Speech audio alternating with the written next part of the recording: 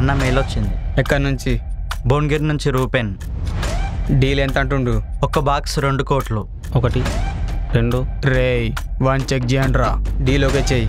ఈ రోజు రాత్రి 1 గంట లోపు సరుకు భువనగిరిలో ఉంటుందని చెప్పు. చూడు తమ్మి, నేను సానా గలీజోని.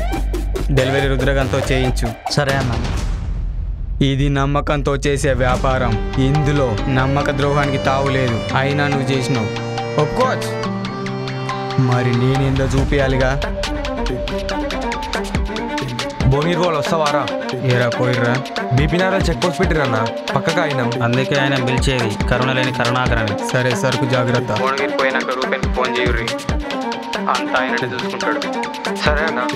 నాకు తెల్లారిలోపు బాక్స్ తెస్తావా సస్తావా, గది నీ ఇష్టం.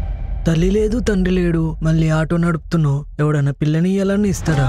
రేపు పిల్లని అడగాల్సిన మామగాడే ఇంత చులకనగా చూస్తుందంటే కొద్దిగా బాధేస్తుంది. ఆడదాన్ని మోసానైనా భరిస్తా, అది ఎంతదైనా. నమ్మక ద్రోహాన్ని మాత్రం క్షమించా, ఎంత చిన్నదైనా.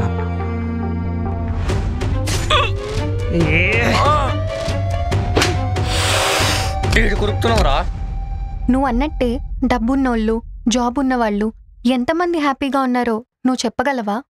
చెప్పలేవు.